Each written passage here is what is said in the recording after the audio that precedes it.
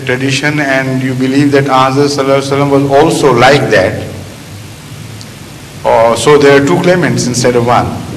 Or is it that you spoke on this subject in a very different sense? That is what you want to understand? Yes. Right.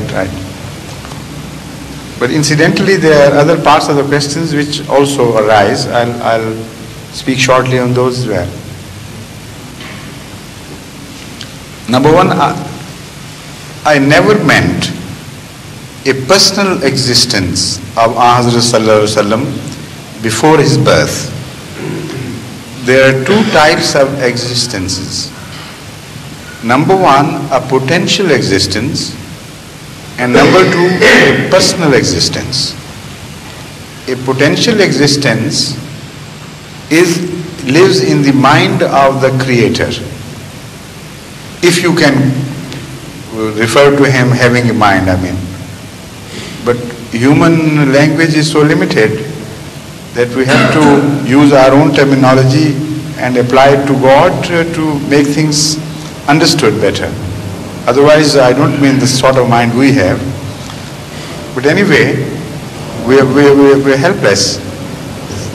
So, if you conceive of the ultimate objective of the universe to be Hazrat Muhammad Mustafa Sallallahu Alaihi Wasallam, the very summit of human evolution and the spiritual evolution through which man had to pass and to reach a certain summit, then he was the prime object, obviously, of the whole plan of things. So as such, he was present as a person, not physically, but in the design of things, in the design of God. And he occupied the most prominent place there. That is only what I meant. Nothing more, nor less. But in that context which we have quoted, the Christians take a very different meaning. And also they assume things for which they have no logical reason, no justification. As I think so, as I understand that verse of the Bible. Number one, they assume that Jesus Christ is mentioned because the reference is made also in the New Testament to the same verse. And also they assume that Jesus Christ is mentioned in person, having a personal existence. While if Jesus Christ is mentioned, then it could also mean that the design of Jesus Christ, the intention to create Jesus Christ existed as Word of God. Word is Kalam. It is not a person. But that's not all. There are further confusions attendant upon this verse unless you analyze it further and make a very sincere attempt to understand the message contained therein. This debate would go on and it would not carry us anywhere. The first claim that is made is that in the beginning there was Word. Now in which beginning? God has no beginning. So if in the beginning there was Word, that Word was later than God. It cannot coexist with God. It's impossible. Because that beginning must have referred to some other beginning.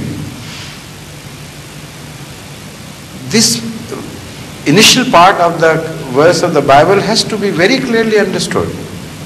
You cannot take a further step in the direction of other declarations before first sorting this out. Otherwise, you will be led to confusion. So, in the beginning, there was Word. Now, that has to be some later beginning. But if that is so, then your mind, it is referred to the last declaration. That word was God. If in the beginning there was word, and the word was God, and there is no beginning to God, what does it mean? That can only mean in the beginning of the creation there was word, and the word and God were one and the same thing. That is will of God.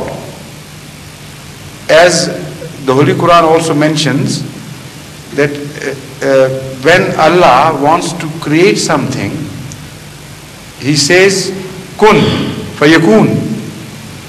That is the word of God. But before the happening, that word is personified in the form of creation, there is no separate existence of that word. That is one and the same with God. So that is what the Bible is conveying, and this is exactly what the Holy Quran has also claimed. No one single person is mentioned.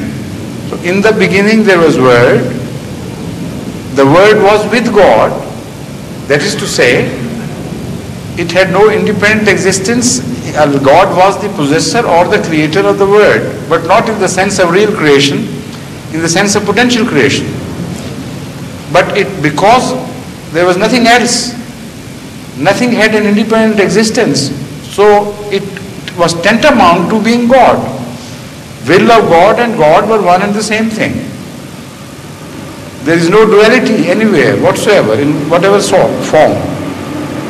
That is the beautiful saying of the Bible, a very deep philosophical as well as factual statement, which has been distorted by the later on interpreters and taken out of its mooring and planted elsewhere where they didn't belong. In this context, of course, I didn't speak when I spoke of Hazrat Muhammad Mustafa Sallallahu Alaihi Wasallam. I mean, with reference to this, I didn't speak of Muhammad in that regard, in that sense, as the Christians understand this verse. But as I understand this verse, yes, this is also applicable. That Muhammad as a word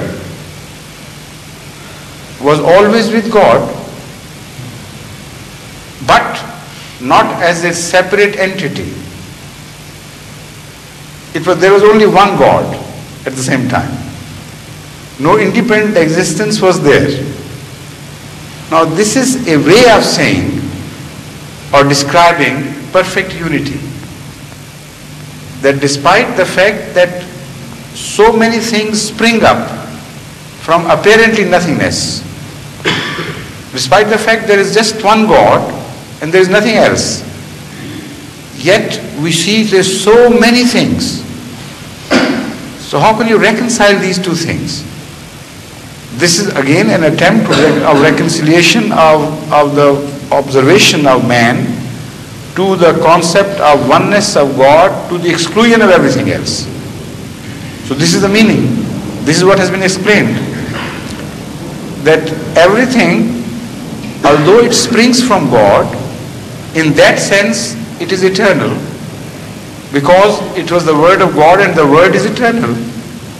But it took shape in the beginning of creation. And before that incident of creation, there were no two separate existences. There was just one single indivisible existence of God. And the moment He spoke or decided for a thing to happen, then the whole process started.